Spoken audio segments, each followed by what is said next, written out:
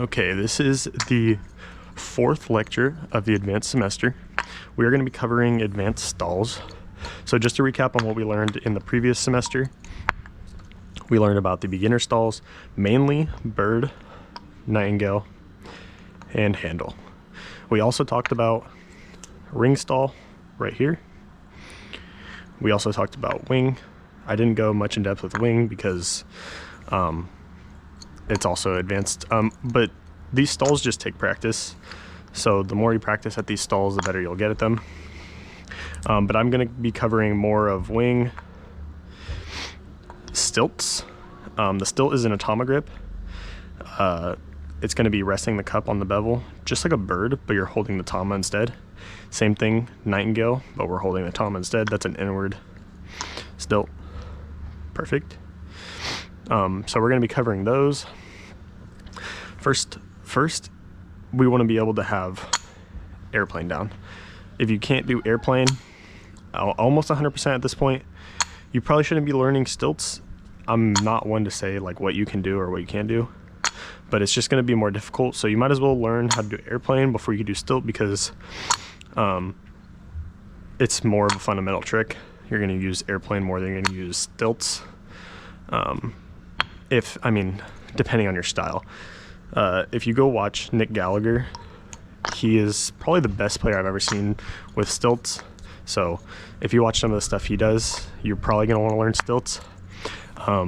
But just learn airplanes before.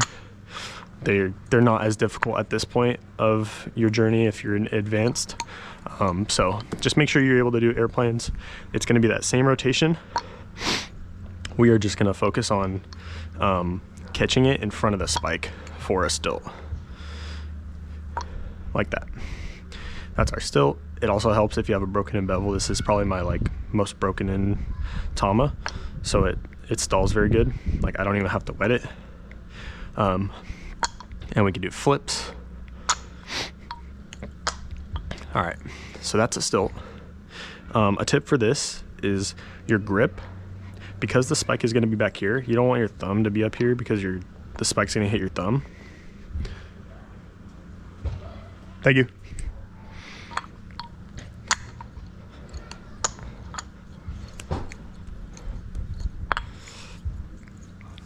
All right, a tip for stilts is to move your thumb down and move this side up. So you basically, instead of having the hole in the middle of these two fingers, you want to rotate it a little bit like this, because the cup is going to be here, and you don't want this spike to touch your thumb or it doesn't count, because if your thumb touches the spike, it's basically you cheating and you're holding it there.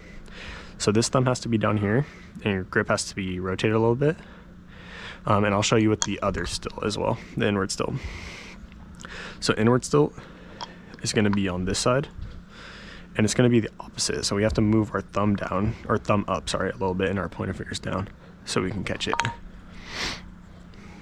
And I'll do it for you really quick. Sorry, that's regular.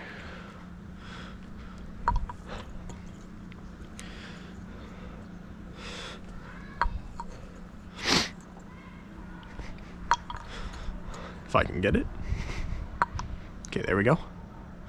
And then I like to just do a flip because it's easier to see the spike that way for me.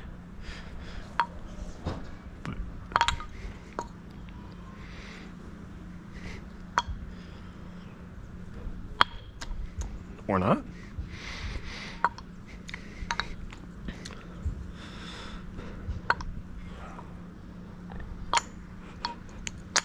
Okay, that's still an inward stilt. Those just take practice, and the grip really helps, as well as a good bevel. Different Kens are gonna react different with stall points like that. So just experiment with what Kens you like. At this point, you're probably gonna be buying multiple different styles. I recommend like an all-around Ken that's good at multiple things, but isn't great at all of them, or great at like one thing. So I use the Element Ken, and it's been pretty good for everything I've done.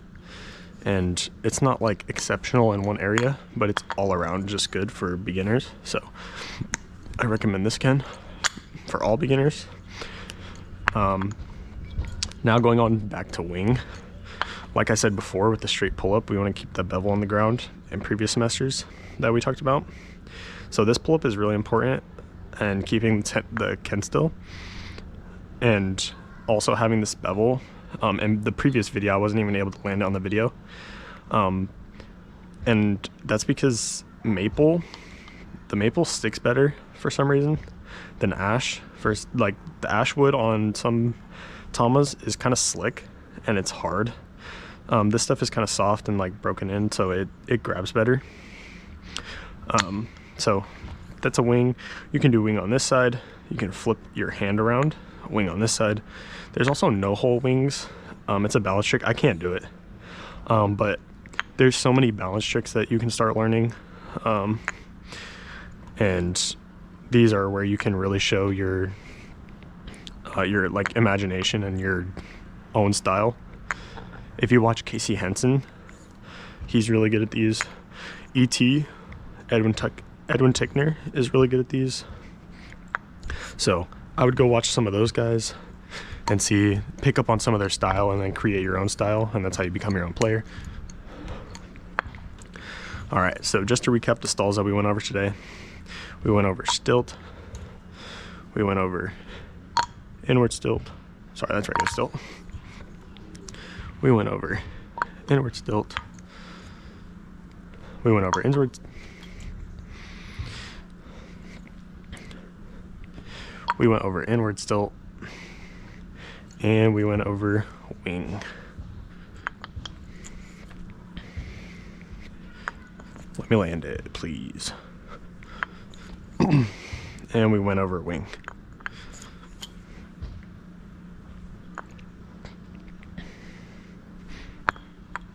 Okay.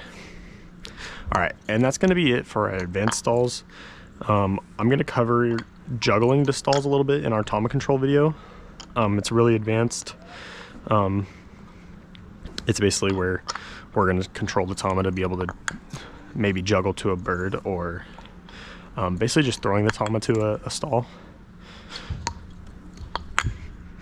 or even going from cups to stalls is also advanced. I guess I could cover that in this video.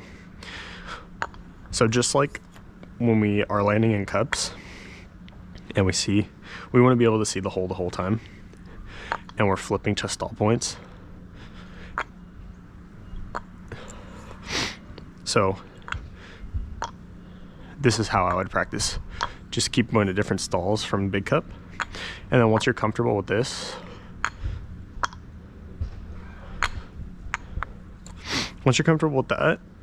you could start doing from small cup to nightingale to base cup to handle, and just explore with stalls and getting to stalls, because eventually you're going to have to juggle to stalls, and that's going to require you tracking the bevel to be able to stall. So practice makes perfect with the stalls. There's not much tips that I can give you to help with stalls other than your equipment. It's just finding balance points on your Ken and the practice. So that was it for this lecture, and I'll see you guys in the next.